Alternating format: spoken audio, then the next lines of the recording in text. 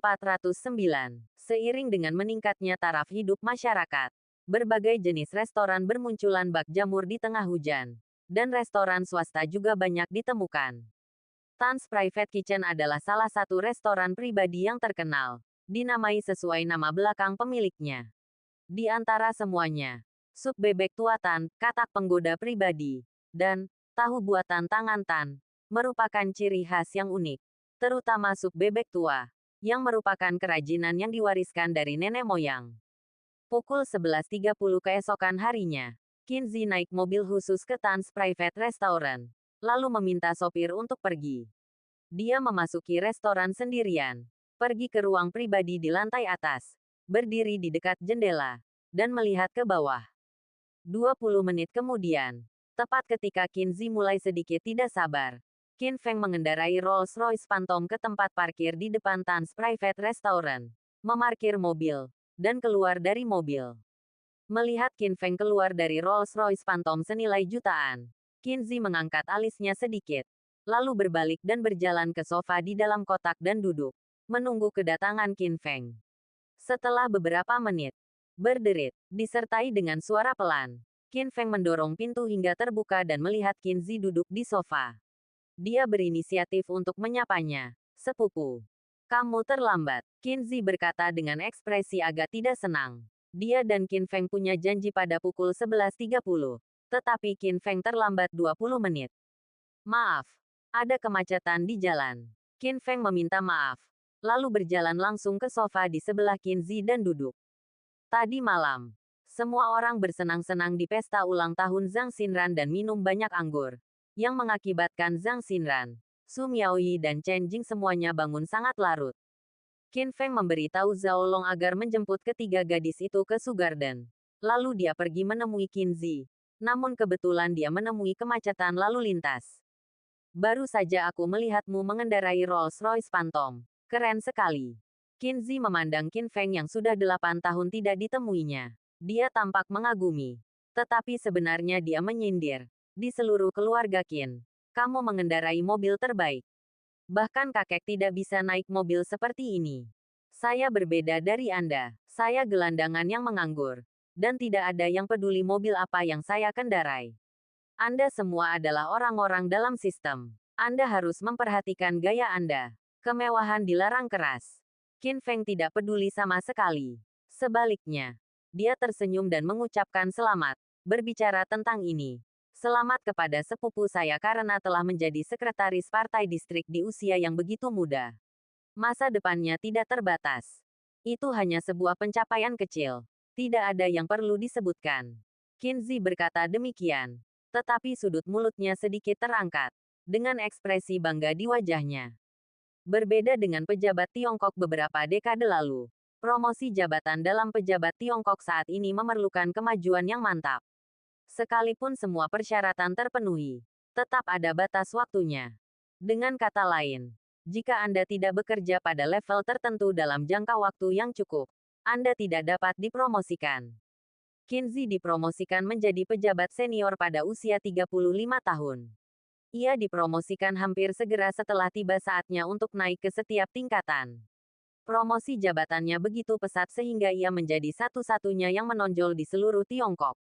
Terlebih lagi, saat ini ia adalah kepala distrik penting di kota metropolitan global Donghai, sebuah posisi dengan kekuasaan besar dan ruang besar untuk kemajuan. Semua ini membuatnya merasa sangat bangga. Kata-kata Kinsey yang tampaknya rendah hati terngiang di telinganya. Melihat kebanggaan di wajah Kinsey, Qin Feng tersenyum dan tidak berkata apa-apa lagi. "Jangan bicara tentang aku. Bicaralah tentang kamu." Kinsey menatap Qin Feng dan memecah kesunyian. "Saya sudah mendengar alasan Anda meninggalkan militer. Saya tidak mengatakan hal buruk tentang Anda. Tetapi Anda sudah berusia 24 tahun. Mengapa Anda masih impulsif seperti sebelumnya? Tahukah Anda bahwa jika Anda melintasi perbatasan tanpa izin, Anda akan melanggar hukum internasional? Paling tidak, negara akan menghadapi tekanan dari opini publik di luar negeri. Dan yang terburuk, itu akan memicu perang, dengan konsekuensi yang mengerikan." "Tentu saja aku tahu," kata Qin Feng. "Anda mengetahuinya dan tetap melakukannya." Qin Feng bersikap seperti putra sulung keluarga Qin dan memarahi. Meskipun apa yang kamu lakukan tidak menimbulkan konsekuensi yang paling serius, itu juga menyebabkan efek yang sangat buruk. Kamu tidak hanya dikeluarkan dari ketentaraan, tetapi keluarga Qin kami juga terlibat sampai batas tertentu. Dengan kata lain, apa yang kamu lakukan telah mempermalukan keluarga. Jika saja aku serasional sepupuku, aku tidak akan menjadi gelandangan yang menganggur. Dan aku akan menjadi pejabat setingkat departemen sepertimu. Qin Feng menertawakan dirinya sendiri. Dengan kepribadianmu, kamu sama sekali tidak cocok untuk jabatan resmi. Dan kakekmu tidak akan mengizinkanmu memasukinya. Jadi jangan pernah berpikir untuk melakukannya, kata Qin Zi dengan rasa superioritas. Yah, aku mengenal diriku sendiri dengan baik. Qin Feng masih tersenyum. Jangan tertawa, biar ku beritahu. Bahkan jika kau dikeluarkan dari ketentaraan dan tidak bisa masuk ke dalam jabatan resmi, kau tidak boleh pergi ke universitas untuk menjadi penjaga keamanan. Jika kau melakukan ini, kau akan mempermalukan keluarga Qin, dan orang luar akan menertawakanmu. Qin Zi terus memarahi. Sepupu, aku tidak setuju dengan itu. Apa salahnya aku menjadi satpam? Itu juga pekerjaan. Aku tidak mencuri atau merampok. Aku jujur dan berintegritas. Tidak ada yang memalukan tentang itu. Qin Feng mengerutkan kening. Meskipun dia pergi ke Universitas Donghai sebagai penjaga keamanan untuk melindungi Chen Jing, dia tidak menganggap ada hal yang memalukan tentang menjadi seorang penjaga keamanan. Qin Zi berulang kali bersikap merendahkan dan memarahinya, yang membuatnya agak tidak senang. Ya, tidak ada yang salah dengan menjadi seorang penjaga keamanan. Tetapi kamu adalah anggota keluarga Qin. Melihat serangan balik Qin Feng, Qin Zi juga mengerutkan kening. Nadanya sangat tidak senang. Lagi pula, tidak apa-apa jika kamu menjadi penjaga keamanan. Tetapi kamu malah menjadi pengawal putri seorang gangster. Terlibat dalam pertikaian antar geng. Menggunakan keterampilan yang kamu pelajari di ketentaraan. Membunuh orang dan membakar barang-barang. Dan melakukan apapun yang kamu inginkan. Petik 2. Aku membunuh mereka yang memang pantas dibunuh. Qin Feng berkata dengan suara yang dalam. Hei, kamu yang pantas dibunuh. Tahukah kamu bahwa membunuh itu melanggar hukum dan kamu harus membayarnya dengan nyawamu? Qin Zi mencibir. Biarkan aku katakan padamu. Jika bukan karena pengaruh rahasia keluargamu, apakah menurutmu kau benar-benar bisa selamat? Apakah saya baik-baik saja atau tidak? Itu bukan urusan Anda. Hakim yang memiliki keputusan akhir. Setidaknya untuk saat ini, saya baik-baik saja. Dan apa yang saya lakukan tidak melanggar hukum. Qin Feng membalas. Hei, kamu benar-benar merasa sangat benar sendiri. Aku jamin kalau kamu bukan anggota keluarga Qin, kamu pasti sudah ditangkap sejak lama. Senyum sinis Qin Zi semakin menjadi-jadi. Dan dia terus memarahi. Jika kamu bukan anggota keluarga Qin, dan tanpa dukungan orang tua itu, apakah kamu pikir kamu bisa menginjak-injak aliansi bisnis Suzhou dan Hangzhou? Apakah kamu pikir kamu bisa membuat keluarga Lin kehilangan muka dan meninggalkan Jiangning dengan keadaan terdesak? Apakah kamu pikir kamu bisa menginjak-injak Yang Kun dan membuat klub Hongding dikeluarkan dari klub? Bangunlah, sepupuku. Ada banyak hal yang bisa kamu capai dan terhindar dari hukuman hanya karena kamu dari keluarga Qin. Apakah kamu tahu itu? Dan hampir setiap hal yang telah kamu lakukan akan berdampak negatif pada keluarga dan bahkan membuat musuh. Tetapi kamu masih berpuas diri dan merasa puas diri. Aku benar-benar heran. Bagaimana kamu bisa begitu tenang? Sepupu, apakah kamu memanggilku ke sini hari ini untuk memarahiku secara khusus atas nama keluarga? Alis Qin Feng berkerut. Dan dia berkata dengan suara yang dalam. Saya tidak menyangkal bahwa saya telah mendapat manfaat dari keluarga Qin dan meminjam bantuan orang tua itu. Tetapi bagaimana dengan Anda? Jika Anda bukan anggota keluarga Qin, bagaimana Anda bisa naik ke posisi ini di usia ini? Petik 2. Qin Zi terdiam setelah ditegur.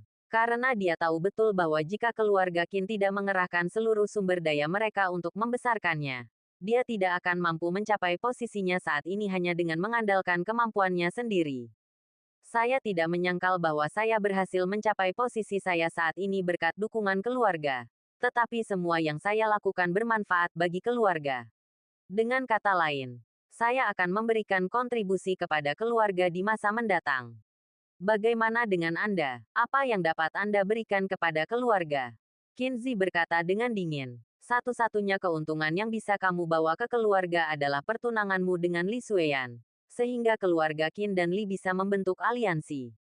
Namun, kamu bahkan tidak bisa melakukannya dengan baik. Dengan kata lain, kamu memperlakukan masalah yang sangat penting bagi keluarga ini sebagai lelucon. Kamu tidak hanya dikelilingi oleh wanita cantik, tetapi kamu juga terang-terangan pergi ke keluarga Wang untuk merebut seorang pengantin. Apakah kamu tahu apa konsekuensinya jika Li Xueyan dan seluruh keluarga Li tahu apa yang kamu lakukan? Bas, kali ini, getaran ponsel Qin Feng lah yang menanggapi Qinzi. Saat berikutnya, di bawah tatapan tidak puas Qinzi, Qin Feng mengeluarkan ponselnya, melihat bahwa itu adalah panggilan dari Li Xueyan, dan memilih untuk menjawabnya. Qin Feng, aku ada di rumah Paman Su, Miao Yi, Xinran, dan Xiao Jing juga ada di sini. Paman Su memintaku untuk meneleponmu dan menanyakan apakah kamu bisa kembali untuk makan siang. Saat panggilan tersambung, suara Li Xueyan terdengar dari gagang telepon. Suaranya cukup keras untuk didengar Qinzi dengan jelas. Seketika, tanpa menunggu Qin Feng menjawab, wajah Qinzi menjadi sangat jelek. Sebab, melalui kata-kata Li Xueyan, dia menilai dua informasi. Pertama, Li Xueyan tidak peduli dengan fakta bahwa Qin Feng dikelilingi oleh wanita cantik, dan dia secara khusus bergegas dari Amerika Serikat ke Donghai untuk mengunjungi Qin Feng. Kedua, alasan Su Wen bahwa dia sibuk dengan penelitian akademis hanyalah alasan dan dia sama sekali tidak ingin menemuinya. Semua ini bagaikan tamparan diam di wajahnya, membuatnya merasa malu. Katakan pada Paman Su bahwa aku akan kembali makan. Qin Feng berkata, menutup telepon, lalu berdiri, menatap Qinzi yang berwajah jelek, dan berkata-kata demi kata, Qinzi, karena hubungan darah kita, aku memanggilmu sepupu, dan datang ke sini untuk menemuimu seperti yang dijanjikan dan mendengarkan omelanmu. Tetapi aku harap kamu menempatkan dirimu pada posisi yang tepat. Bukan giliranmu untuk menyalahkan atau mengomentari urusanku. Kamu, Qinzi sangat marah sehingga dia menunjuk ke arah Qin Feng dan ingin mengatakan sesuatu. Aku tidak mau makan lagi. Aku tidak berselera untuk duduk satu meja denganmu. Selamat tinggal. Qin Feng menyela Qinzi tanpa ekspresi, berbalik dan berjalan pergi. Dia tidak pernah menempelkan wajahnya yang hangat pada pantat yang dingin. Bab 410, layak disebut. Dengan suara, bang, pelan. Qin Feng menutup pintu dan meninggalkan kotak itu. Di dalam kotak, wajah Qinzi membiru, tangannya terkepal, dan buku-buku jarinya memutih. Jelaslah bahwa dia sangat marah. Sebagai putra tertua keluarga Qin, ia telah menerima dukungan kuat dari keluarga Qin, memiliki karir yang lancar, dan memiliki masa depan yang cerah. Semua ini membuatnya dihormati dimanapun ia berada. Bahkan ketika dia pergi mengunjungi gubernur provinsi, pihak lainnya bersikap sangat sopan. Dalam arti tertentu, gelar Tuan Muda nomor 1 Tiongkok lebih cocok untuknya daripada Qin Feng. Namun, hari ini, ketika dia memarahi Qin Feng sebagai sepupunya, Qin Feng tidak menganggapnya serius. Dari awal hingga akhir, dia hanya mendengarkan dengan satu telinga dan mengeluarkannya dengan telinga lainnya, memperlihatkan kurangnya rasa hormat terhadap sepupunya dan putra tertua keluarga Qin. Panggilan telepon Li Xueyan bagaikan sambaran petir, yang memberitahunya bahwa penolakan Su Wen untuk menemuinya dengan alasan penelitian akademis hanyalah kedok, dan sebenarnya dia tidak ingin menemuinya. Selain itu, dia mengira Li Xueyan akan peduli dengan kenyataan bahwa Qin Feng dikelilingi oleh wanita cantik, dan bahkan mungkin membatalkan pertunangan karena hal ini. Namun, Li Xueyan sama sekali tidak peduli. Semua ini membuatnya sangat marah. Kata-kata tidak sopan yang diucapkan Qin Feng sebelum dia pergi secara langsung menyulut amarah dalam hatinya. Tetapi sebelum dia bisa kehilangan kesabarannya, Qin Feng telah pergi. Dengan suara pop, pelan, Qinzi menyalakan sebatang rokok dan menghisapnya dalam-dalam, seolah mencoba menggunakan nikotin untuk menenangkan dirinya. Setelah menghisap setengah batang rokok, Qinzi mematikan rokoknya, mengambil telepon selulernya dan menghubungi telepon kantor Qin Jiangwo. Halo, Paman Wu, ini Xiaozi. Panggilan itu tersambung dengan cepat. Tetapi bukan Qin Jiangwo sendiri yang menjawab panggilan itu. Sebaliknya, panggilan dialihkan ke sekretaris Qin Jiangwo. Xiaozi, tolong tunggu sebentar. Aku akan melapor ke kepala suku. Sekretaris Qin Jiangwo berkata dengan sopan di ujung telepon. Dia mengenal Qin Zi dan pernah bertemu dengannya lebih dari sekali. Dia memiliki kesan yang baik terhadap Qin Zi. Pada saat yang sama, dia juga mengerti bahwa Qin Zi adalah satu-satunya di antara generasi muda keluarga Qin yang dapat berbicara langsung dengan Qin Jiangwo, dan juga merupakan penerus yang sedang dibina dengan penuh semangat oleh keluarga Qin. Xiaozi, bagaimana perasaanmu saat tiba di Laut Cina Timur? Setelah menunggu sekitar 3 menit, suara Qin Jiangwo terdengar dari gagang telepon. Terima kasih kakek atas perhatianmu. Semuanya berjalan baik. Qin Zi buru-buru menjawab dengan hormat setelah mendengar ini. Donghai adalah salah satu kota metropolitan internasional di negara kita dan terkenal di seluruh dunia. Bekerja di sini adalah ujian besar bagi saya. Tetapi saya yakin saya dapat bertahan dalam ujian tersebut dan tidak akan mengecewakan kakek dan harapan saya. Baguslah kalau kamu punya kesadaran ini. Qin Jiangwo berkata sambil tersenyum. Merasa sangat lega. Lalu bertanya, ngomong-ngomong, apakah kamu memanggilku untuk sesuatu? Begini, kakek, hari ini aku sudah membuat janji dengan Qin Feng untuk bertemu. Aku ingin memberinya peringatan agar dia tidak membuat masalah lagi dan lebih menahan diri agar tidak menimbulkan masalah bagi keluarga. Akibatnya, dia sama sekali tidak mendengarkan dan malah marah padaku. Qin Zi mengeluh. Lakukan saja pekerjaanmu dengan baik. Jangan ganggu dia. Dan jangan ada urusan apapun dengannya. Biarkan dia mengurus dirinya sendiri. Wajah Qin Jiangwo tampak sedikit jelek saat mendengar ini. Dan dia berkata dengan marah, jika suatu hari dia melewati batas merah dan melakukan sesuatu yang ilegal, tentu saja akan ada yang mengurusnya. Saya mengerti, kakek, Qin Zi menanggapi. Kemarahan di hatinya benar-benar sirna. Dan senyum muncul di wajahnya. Dia tahu bahwa kakeknya masih membenci dan muak terhadap Qin Feng seperti biasanya. Baiklah, aku masih ada pekerjaan yang harus kulakukan. Jadi aku tidak akan bicara denganmu untuk saat ini. Kita akan bicara lagi saat kau kembali. Qin Jiangwo hendak mengakhiri panggilan teleponnya. Dan akhirnya mengingatkan, pekerjaan di Donghai sangat penting bagi hidup dan kariermu. Jadi hargailah dan pahamilah dengan baik. Selain itu, ulang tahun orang tuamu jatuh pada akhir bulan ini. Jadi sebaiknya kamu mengambil cuti dan kembali. Baiklah, kakek, Qin Zi menanggapi dengan cepat. Tetapi senyum di wajahnya agak kaku. Sama seperti Qin Jiangwo yang tidak menyukai Qin Feng, lelaki tua dari keluarga Qin tidak pernah menyukai Qin Zi. Tidak peduli seberapa lancar karirnya atau seberapa banyak yang ia bawa bagi keluarga Qin. Tidak peduli seberapa keras Anda berusaha menyenangkan lelaki tua keluarga Qin. Lelaki tua keluarga Qin tidak menyukainya. Ini adalah salah satu kekhawatirannya. Tetapi ketika dia berpikir bahwa keluarga Qin sekarang pada dasarnya dikelola oleh Qin Jiangwo, dan bahwa lelaki tua dari keluarga Qin hampir tidak berpartisipasi dalam urusan keluarga, dan bahwa Qin Jiangwo akan sepenuhnya bertanggung jawab atas masa depan, suasana hatinya membaik banyak. Tepat saat Qin Zi memanggil Qin Jiangwo untuk bercerita, Qin Feng turun dan berkendara kembali ke Su Garden. Tetapi dia merasakan sakit kepala.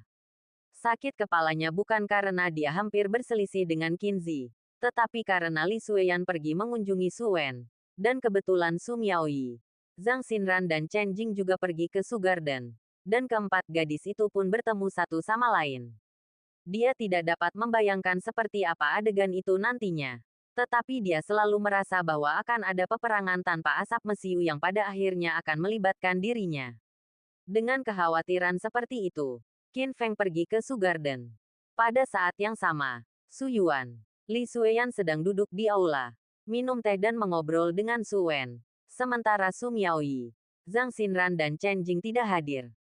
Mereka tidak mengobrol tentang masalah keluarga, tetapi tentang ekonomi. Dan diskusi berkisar pada satu tema dari awal hingga akhir, di bawah tren umum globalisasi, kemana ekonomi domestik dan global harus bergerak. Dalam arti tertentu, mereka sedang berdiskusi secara akademis. Atau dengan kata lain, Li Xueyan memanfaatkan kesempatan kunjungan ini untuk meminta nasihat Su Wen dan menyelesaikan keraguannya. Xueyan, kamu sedang membidik dunia bisnis. Dan kamu pasti harus beralih ke ekonomi real di masa depan.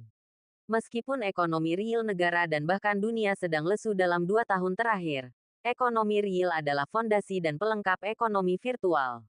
Dengan kata lain, ekonomi virtual tanpa ekonomi real adalah istana di udara. Di aula, Su Wen berbicara dengan bebas.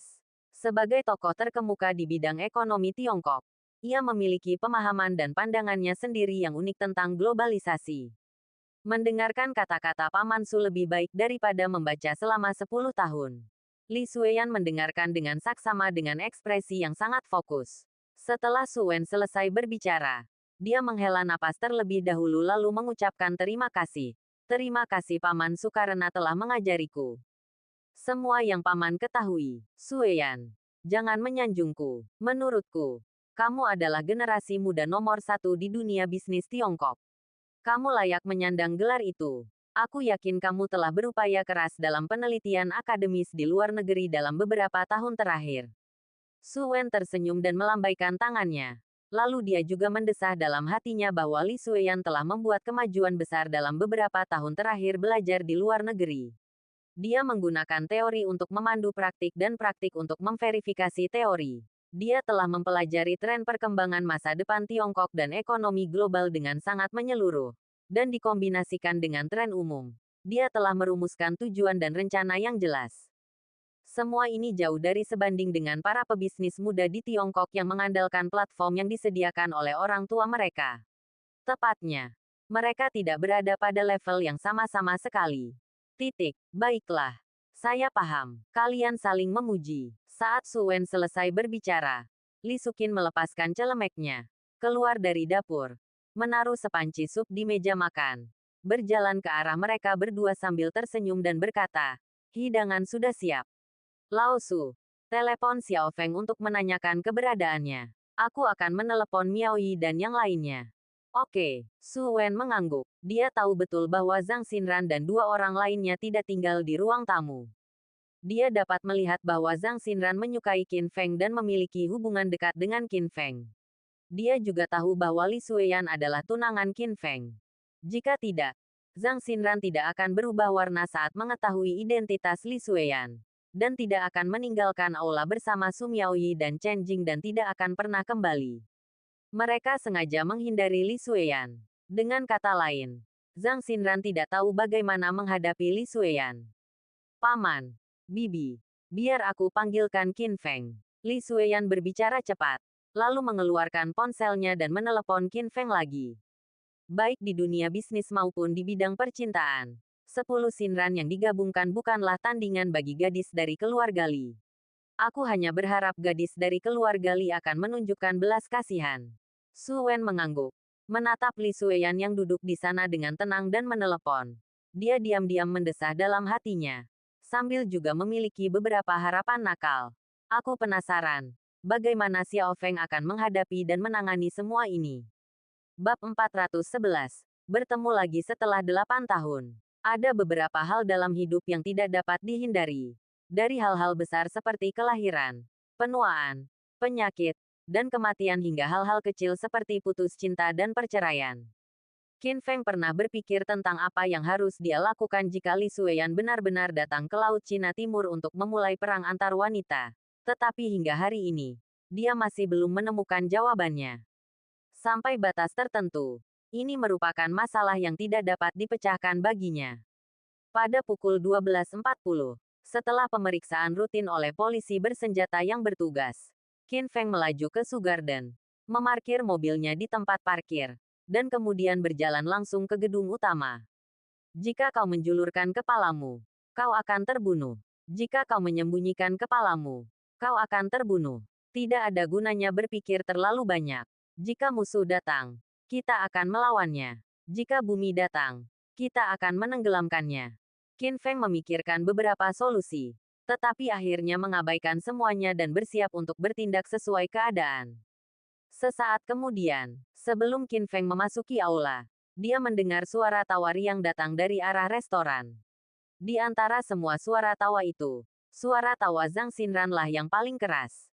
Bukankah ini seharusnya tabrakan antara Mars dan bumi? Mengapa terasa seperti mereka sedang mengobrol dan tertawa? Suara tawa yang tiba-tiba itu membuat Qin Feng sedikit linglung. Dia berjalan memasuki aula dengan keraguan. Dan kemudian dengan pendengarannya yang sangat baik, dia dengan jelas mendengar Li Xueyan berbicara tentang kisah masa kecilnya yang memalukan, yang membuat semua orang tertawa. Suasananya tampak sangat harmonis dan menyenangkan. Tampaknya situasinya tidak seburuk yang dibayangkan. Qin Feng berpikir dalam hati, lalu mempercepat langkahnya dan segera muncul di hadapan semua orang. Desir, desir, desir, desir. Begitu Qin Feng muncul, tawa berhenti, dan semua orang mengalihkan pandangan mereka kepadanya pada saat yang sama. Yah, ada kemacetan di jalan. Qin Feng menjelaskan, berpura-pura tenang, dan kemudian dia tanpa sadar mengalihkan pandangannya ke Li Xueyan. Bagi Qin Feng, yang tertinggal di benaknya adalah gambaran Li Xueyan 8 tahun lalu. 8 tahun kemudian, Li Xueyan tidak lagi kekanak-kanakan, tetapi justru semakin dewasa dan anggun. Rambutnya yang panjang dan terurai dengan santai menutupi bahunya. Wajah oval standarnya bebas dari riasan apapun, bulu mata palsu, pensil alis, atau lipstik. Wajahnya yang tanpa riasan, cantik dan bersih, membuat orang merasa nyaman saat memandangnya. Pupil matanya hitam dan berkilau, bagaikan dua medan magnet, dengan daya tarik yang tak dapat dijelaskan yang dapat langsung menarik perhatian Anda.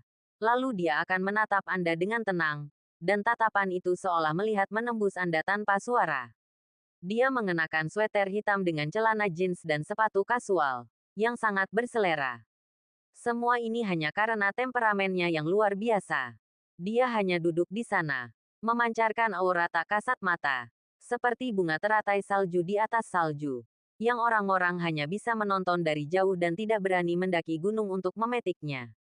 Auranya begitu kuat, sehingga orang-orang akan mengabaikan wajah cantiknya dan sosok jahatnya. Ketika Qin Feng berjalan dan menatap Li Xueyan pun tengah menatap Qin Feng. Meskipun dia sudah melihat Qin Feng berkali-kali lewat foto, dia masih saja linglung dan linglung sesaat saat melihat Qin Feng secara langsung. Seperti Qin Feng, kesannya terhadap Qin Feng juga tetap sama 8 tahun lalu.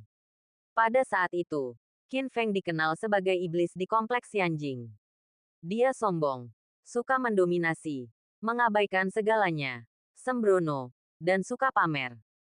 Sekarang, Qin Feng memberi Li Xueyan perasaan tenang dan terkendali.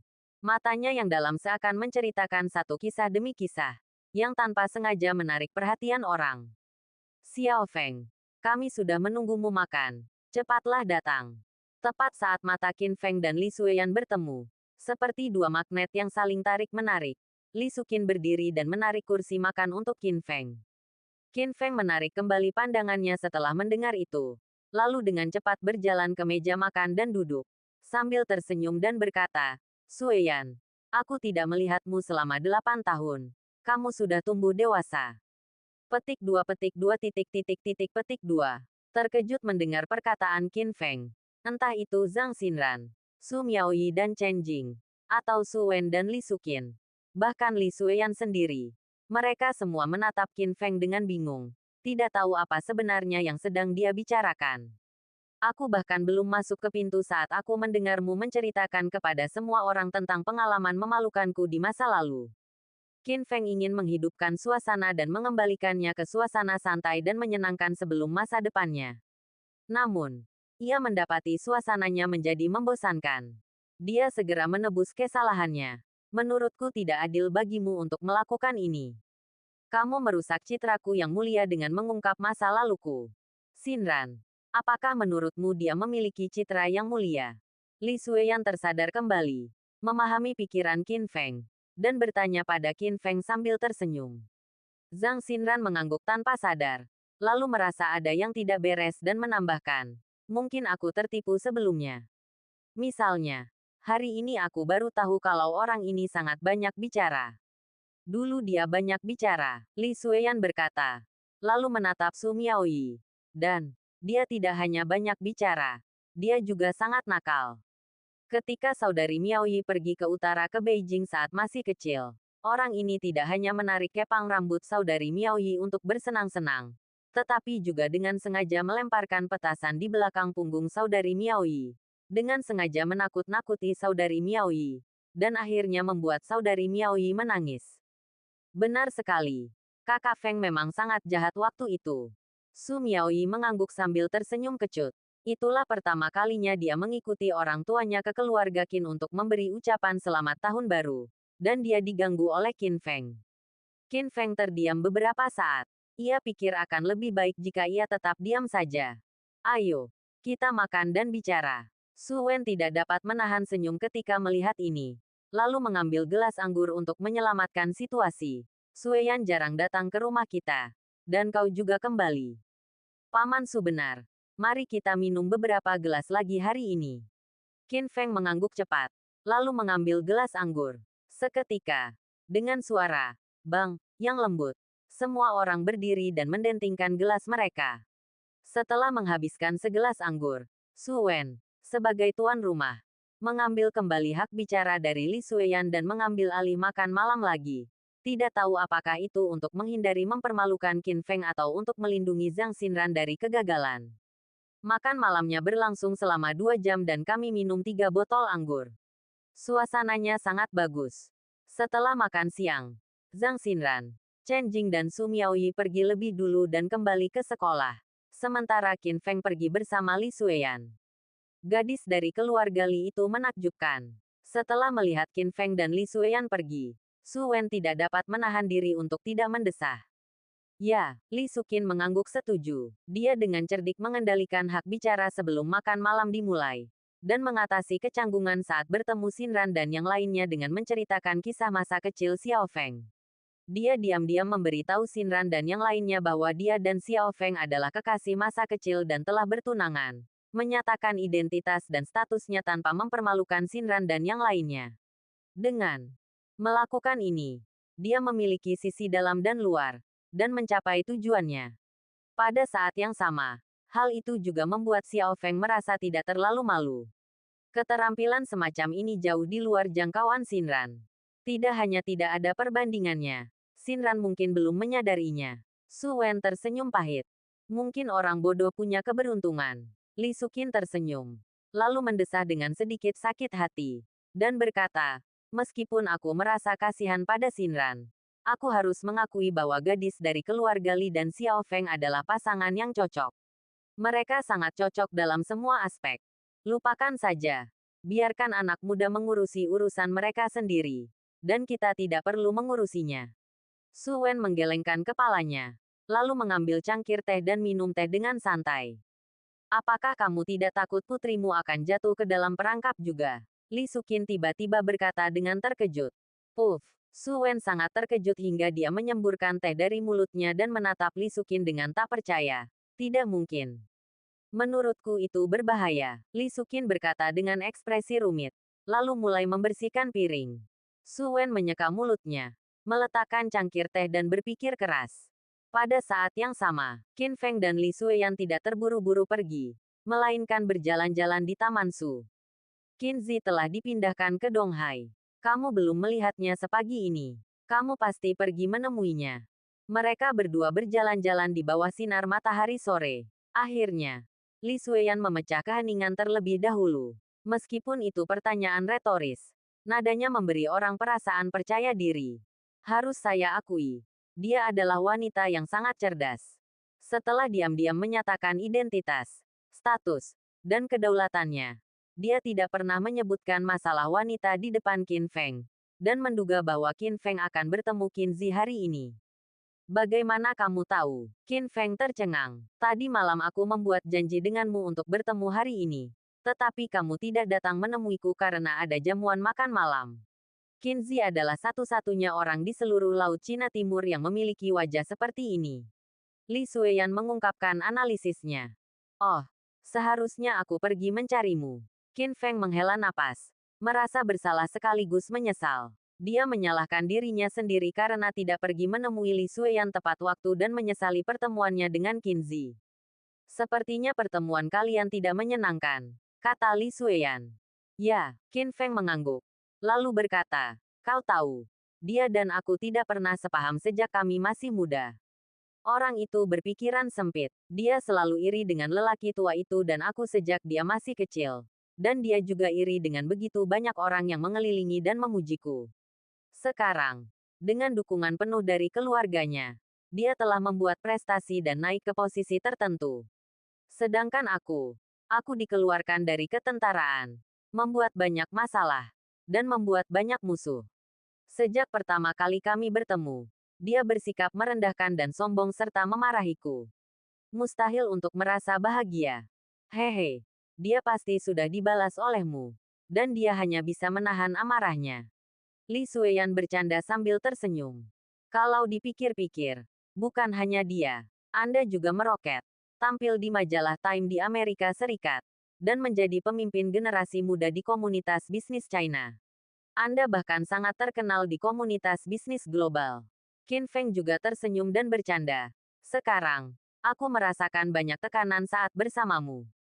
Benarkah? Aku tidak melihatnya sama sekali. Li Sueyan menatap Qin Feng dengan tatapan bersih dan mendengus dingin. Siapa yang kau takuti? Raja Naga Tiongkok yang bermartabat. Belum lagi aku.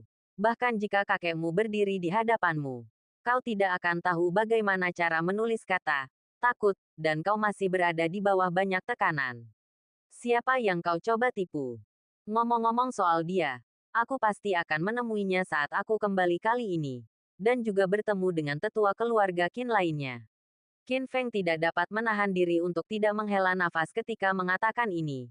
Dan menyipitkan matanya sedikit. Saat itu, akan ada pertemuan kritik lainnya. Itu karena mereka tidak memiliki visi dan terlalu dangkal. Li Sueyan berkata terus terang. Mengapa kamu berkata begitu? Qin Feng menoleh dan menatap wajah Li Sueyan yang sedikit merah karena minum. Karena aku percaya pada visiku sendiri. Dan aku lebih percaya pada visi kakekmu. Li Sueyan berhenti dan wajahnya yang sedikit memerah memperlihatkan kebijaksanaan yang unik bagi putri tertua keluarga Li. Orang tua itu telah menjadi prajurit sepanjang hidupnya. Mengalami pasang surut. Mengalami terlalu banyak hal. Dan bertemu terlalu banyak orang. Dalam hal pengalaman, visi, dan kebijaksanaan. Di Tiongkok yang begitu luas, siapa yang dapat menandinginya? Dengan begitu banyak orang dalam keluarga Qin generasi ini, mengapa dia hanya mencintaimu? Maksudmu kakekku punya harapan besar padaku. Qin Feng tersenyum pahit. Apakah Anda ingin mendengar penilaiannya terhadap Anda? Li Sueyan tiba-tiba berkata. Apa? Wajah Qin Feng penuh dengan rasa ingin tahu. Tunggu sampai tanggal 8 September di musim gugur. Ketika bungaku mekar, semua bunga lainnya akan mati. Li Sueyan berbicara perlahan. Teringat hari ketika lelaki tua itu menggunakan puisi ini untuk mengevaluasi Qin Feng. Hari itu, lelaki tua itu berdiri di halaman. Badannya tegak bagaikan senapan dan tatapan matanya tajam bak pisau. Menatap bendera merah bintang 5 yang berkibar di atas halaman. Sorot matanya penuh harap. Bab 412. Cinta orang tua. Selama 1,5 hari berikutnya, Li Sueyan tinggal di Donghai dan tidak pergi kemanapun. Awalnya, dia berpikir untuk pergi ke Sucheng untuk mengunjungi Surulin. Tetapi akhirnya mengurungkan rencana itu. Sebab, dia telah mengunjungi Sugarden 3 kali. Berharap menjadi murid Surulin tetapi gagal. Namun, tahun lalu, Surulin menerima Chen Jing sebagai murid tertutupnya demi Qin Feng. Dalam hal ini, jika dia pergi mengunjungi Surulin, itu tidak hanya akan membuat Surulin malu, tetapi juga membuat Qin Feng merasa tidak enak. Dia menghabiskan 1,5 hari mengunjungi beberapa objek wisata terkenal di Donghai, termasuk lokasi Hikmat Kongres Nasional pertama Partai Komunis Tiongkok, Disneyland yang menggembirakan, dan Museum Lilin Madame Tussauds ke-6 di dunia yang terletak di Donghai. Qin Feng menemaninya sepanjang seluruh proses. Tepatnya, dalam 1,5 hari dan 36 jam terakhir, Qin Feng dan Li Sueyan selalu bersama setiap saat, termasuk mengunjungi tempat wisata, makan, dan tidur. Mereka tinggal di sebuah apartemen mewah di Lujiazui, Donghai. Itu adalah salah satu properti Li Sueyan di Donghai. Dan dia akan tinggal di sana setiap kali dia datang. Meskipun ini sebuah apartemen, ukurannya cukup besar. memiliki 2 kamar tidur dan 2 ruang tamu. Ruang tamu, ruang makan, kamar tidur utama, dan kamar tidur tamu semuanya sangat besar. Pagi-pagi sekali, ketika hari masih redup, Qin Feng membuka matanya. Lalu seperti biasa, dia bangun, mulai mencuci, dan bersiap keluar untuk berolahraga pagi. Raja Gunung, tunggu sebentar. Aku harus pergi ke kamar mandi. Tepat ketika Qin Feng mengenakan pakaiannya dan pergi ke kamar mandi, Li Xueyan keluar dari kamar utama dan berkata sambil berjalan menuju kamar mandi. Dengan bantuan cahaya, dapat dilihat dengan jelas bahwa Li Xueyan hanya mengenakan piyama sutra. Meski piyamanya agak longgar, namun tetap memperlihatkan bentuk tubuhnya yang memikat. Sebagian besar kakinya terbuka, dengan area putih berbentuk V di bawah lehernya. Puncak payudaranya tidak lurus seperti siang hari karena tidak tertahan oleh bra, tetapi masih terlihat samar-samar, sehingga menggugah imajinasi orang. Oke, Qin Feng keluar dari kamar mandi dengan enggan. Dia tidak berani menatap Li Xueyan lebih lama lagi, karena takut adik laki-laki di bawah selangkangannya akan menderita. Dia ingat dengan jelas bahwa malam sebelumnya, setelah dia selesai makan malam dengan Li Xueyan dan mengantar Li Xueyan kembali ke kediamannya, dia awalnya ingin kembali ke kompleks perumahan staf Universitas Tunghai. Tetapi Li Xueyan memintanya untuk tinggal di apartemen. Saat itu, dia merasa sedikit malu, tetapi juga sedikit gembira. Akan tetapi, baru setelah mereka tiba di apartemen, Li Xueyan memberitahunya bahwa mereka akan tidur di kamar terpisah. Biarkan mereka tidur di kamar terpisah. Tidak peduli apakah itu malam kemarin atau tadi malam. Setiap kali Li Xueyan kembali ke apartemen, dia akan berganti ke piyama. Dia seperti goblin kecil yang menggoda orang untuk melakukan kejahatan. Dan dia tidak memberi Qin Feng kesempatan sama sekali. Dalam kata-kata Li Xueyan, aku memintamu tidur di apartemen karena aku tidak ingin orang luar bergosip. Berpikir bahwa meskipun tunanganku ada di sini, kau masih tinggal dengan wanita lain. Soal tidur di ranjang yang sama, aku akan mempertimbangkannya setelah kau mengusir semua wanita jalang di sekitarmu. Dalam situasi seperti itu, Qin Feng setiap malam melihat Li Xueyan berjalan maju mundur di depannya dengan kaki dan lengan indahnya terekspos dan payudaranya bergoyang. Tetapi itu sulit bagi saudara di bawahnya. Siang harinya, Qin Feng dan Li Xueyan makan siang di sebuah restoran kecil di lantai bawah. Lalu naik mobil ke bandara untuk bersiap naik penerbangan pukul 3 kembali ke Beijing. Karena besok adalah hari ulang tahun orang tua keluarga Qin, dan mereka semua harus pergi untuk merayakannya. Setelah tiba di Yanjing, saya akan pulang dulu. Mohon informasikan waktu kedatangan Anda besok. Li Xueyan berkata setelah masuk ke dalam mobil. Meskipun dia bertunangan dengan Qin Feng, mereka belum menikah. Dia tidak bisa mengikuti Qin Feng ke rumah orang tuanya. Dia juga tidak bisa pergi langsung ke orang tua keluarga Qin. Ya, Qin Feng mengangguk. Apakah kamu sebaiknya pulang dulu atau langsung ke kakekmu? Li Xueyan bertanya lagi. Pergilah langsung ke kakekku. Qin Feng berkata dengan ekspresi yang rumit. Mengapa kamu tidak pulang dulu? Li Xueyan bingung. Karena aku bahkan tidak tahu di mana rumahku. Qin Feng menghela napas, dengan kesepian yang tak tersembunyi di antara alisnya. Apa? Mendengar perkataan Qin Feng lagi, Li Xueyan terkejut dan bertanya dengan bingung. Maksudmu, kamu belum kembali ke rumah sejak kamu meninggalkan tentara? Selain pulang ke rumah, aku belum bertemu orang tuaku. Bahkan belum berbicara dengan mereka. Qin Feng tersenyum pahit. Dia bertanya-tanya mengapa orang tuanya tidak meneleponnya. Dan akhirnya menyimpulkan bahwa mereka kecewa padanya. Selain itu, dia benar-benar tidak mengerti mengapa orang tuanya tidak meneleponnya. Ia juga sempat terpikir untuk menelepon orang tuanya. Tetapi saat ia berpikir bahwa karena orang tuanya tidak menelepon, mereka mungkin tidak mau berbicara dengannya selama ini, ia pun menyerah. Mengapa? Li Xueyan benar-benar tercengang. Meskipun dia telah mengumpulkan informasi tentang Qin Feng, dia belum mengumpulkan informasi apapun tentang aspek ini. Bas, kali ini, sebelum Qin Feng bisa mengatakan apapun, telepon di sakunya bergetar. Qin Feng mengeluarkan ponselnya dan melihat bahwa itu adalah nomor Yanjing. Dan nomor itu sangat familiar. Karena pemilik telepon itu adalah ibunya. Penemuan Zhou Ling. Membuat Qin Feng tertegun pada awalnya. Namun kemudian dia hanya diam di sana dan tidak menjawab telepon untuk waktu yang lama. Ada apa? Li Xueyan memperhatikan ketidaknormalan Qin Feng dan bertanya dengan khawatir. Itu panggilan ibuku. Qin Feng menarik napas dalam-dalam dan menekan tombol jawab. Xiao Feng, panggilnya dan suara Zhou Ling terdengar dari gagang telepon. Dengan nada bertanya, seolah-olah dia tidak yakin apakah ini nomor Qin Feng. Bu, ini aku. Qin Feng menjawab dengan lembut. Mama. Mendengar kata ini, Zhou Ling yang berada di kantor direktur rumah sakit 301 di ujung telepon terkejut. Hidungnya terasa sedikit masam, dan tangan kanannya yang memegang telepon sedikit gemetar. Setahun kemudian, dia mendengar suara putranya lagi. Ibu, yang telah lama ditunggu-tunggu. Terakhir kali Qin Feng berbicara dengannya adalah pada festival musim semi tahun 2017. Xiao Feng, ibu sebenarnya ingin meneleponmu setelah kamu keluar dari militer. Tetapi ayahmu tidak mengizinkanku menghubungimu. Jadi, Zhou Ling menyesuaikan suasana hatinya dan berbicara lagi. Nadanya dipenuhi rasa bersalah.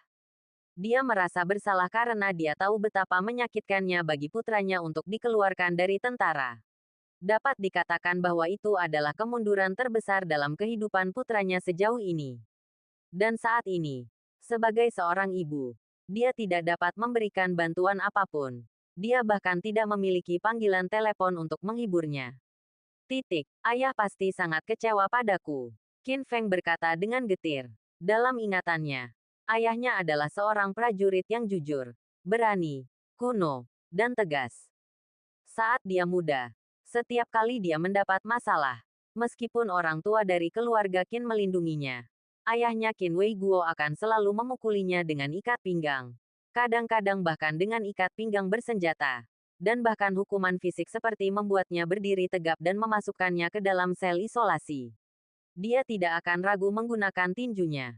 Semua ini membuat hubungan antara ayah dan anak menjadi sangat buruk. Dan mereka hampir mencapai titik di mana mereka tidak memiliki apapun untuk dibicarakan satu sama lain. Selain itu, dalam ingatan Qin Feng, ayahnya tidak pernah tersenyum padanya. Qin Feng tidak pernah mengeluh tentang ini. Dia selalu merasa bahwa ayahnya tidak menyukainya dan berpikir bahwa dia tidak cukup ambisius dan tidak bisa sebaik anak-anak lain di keluarga Qin. Xiao Feng, kamu salah. Benar-benar salah. Tepat ketika Qin Feng merasa getir di dalam hatinya, Zhou Ling awalnya tertegun. Lalu dengan cepat berkata, ayahmu tidak terlalu kecewa padamu, tetapi menganggapmu sebagai kebanggaannya. Kata-kata Zhou Ling terngiang di telinganya. Qin Feng tampaknya telah mendengar hal yang paling luar biasa di dunia. Dia tertegun lagi, dan bahkan bertanya-tanya apakah ada yang salah dengan telinganya. Tepatnya, sejak kamu masuk tentara, kamu telah menjadi kebanggaan ayahmu. Terutama ketika kamu menjadi satu-satunya gigi naga di Tiongkok dalam beberapa tahun terakhir. Ayahmu bahkan akan terbangun sambil tertawa dalam mimpinya. Zhou Ling menjelaskan lebih lanjut. Kebanggaan ayah. Mendengar kata-kata Zhou Ling lagi, hati Qin Feng bergetar. Lalu dia tersenyum. Dia menyeringai seperti orang bodoh dan berkata, Bu, benarkah ini? Tentu saja benar. Bagaimana mungkin aku berbohong padamu? Zhou Ling berkata dengan marah, ayahmu. Bisnis, bisnis, bisnis, bisnis, bisnis, bisnis, bisnis, bisnis, bisnis, bisnis, bisnis. Bisnis, bisnis, bisnis, bisnis, bisnis layanan kesehatan yang baik. Petik 2. Saya mengerti bahwa saya memang nakal saat itu. Qin Feng tersenyum pahit. Setelah kamu keluar dari militer, ayahmu tidak menghubungi kamu. Dan dia tidak mengizinkan aku menghubungi kamu karena dia takut menambah beban psikologis kamu. Zhou Ling menjelaskan alasannya tidak menelepon. Beban psikologis, Qin Feng bingung. Ya, Zhou Ling menghela napas pelan, dan berkata, bukan hanya kamu yang dihukum dan dikeluarkan dari ketentaraan atas insidenmu, tetapi ayahmu juga terlibat. Saat itu, banyak orang memanfaatkan masalah ini untuk mengkritikmu, dan keluarga Qin menghadapi tekanan yang luar biasa. Kakekmu meminta ayahmu untuk bertanggung jawab, dan promosimu dari wakil menjadi perwira tetap dibatalkan. Apa? Qin Feng terkejut. Dia tidak menyangka insiden itu benar-benar akan memengaruhi karir militer ayahnya. Ayahmu takut kalau kamu tahu hal ini. Kamu akan terlalu banyak berpikir atau pergi ke kakekmu untuk memohon belas kasihan. Jadi, dia tidak berani meneleponmu dan tidak mengizinkanku meneleponmu. Zhou Ling berkata. Dan menambahkan, sekarang kukatakan padamu, jangan terlalu banyak berpikir mengenai insiden itu sendiri. Ayahmu setuju dengan pendekatanmu. Dalam kata-katanya, jika rekan-rekannya tewas di medan perang, dia juga akan melawan musuh dengan kepalanya sebagai urinoir. Qin Feng terdiam. Hatinya dipenuhi rasa bersalah. Dan pada saat yang sama dia sedikit tidak puas. Qin Jiangwo terlalu berlebihan. Dia bahkan tidak memiliki tanggung jawab kecil ini. Dan dia malah membiarkan ayahku yang disalahkan. Hei, Xiao Feng. Jangan katakan hal ini saat kau kembali. Nanti seluruh keluarga akan kehilangan muka. Zhou Ling menghela napas. Diam-diam menyetujui kata-kata Qin Feng. Dan mengingatkan, ngomong-ngomong, aku meneleponmu untuk memberitahumu bahwa ulang tahun kakekmu besok. Kamu harus kembali. Bu, Sueyan dan aku sedang bergegas ke bandara sekarang. Kami akan sampai di sana sore ini, kata Qin Feng. Baiklah. Baiklah. Baiklah. Kalau begitu kau bawa Sueyan ke rumahku untuk makan malam. Aku akan pulang kerja lebih awal sore ini dan pergi membeli beberapa bahan makanan. Aku juga akan menelepon ayahmu dan memintanya untuk kembali lebih awal. Zhou Ling mula-mula tertegun ketika mendengar ini. Kemudian dia menjadi gembira seolah-olah dia telah disuntik dengan darah ayam. Bu, Sueyan akan pulang sore ini. Qin Feng tersenyum pahit. Dia dapat merasakan kegembiraan dan kegembiraan ibunya. Tetapi dia juga tahu bahwa tidaklah pantas bagi Li Sueyan untuk pulang saat ini. Baiklah. Kalau begitu aku akan pergi membeli beberapa bahan makanan dan memasak makanan enak untukmu. Mari kita adakan makan malam reuni keluarga yang menyenangkan. Dan kamu dan ayahmu bisa minum-minum. Terakhir kali kita makan malam bersama keluarga adalah 8 tahun yang lalu. Kata Zhou Ling dengan gembira. Ia sama sekali tidak terdengar seperti kepala rumah sakit. Melainkan seperti wanita tua yang terus mengoceh, tanpa ada niat untuk menutup telepon. Dia tidak mengomel. Dia hanya merindukan putranya. Aku sangat merindukanmu.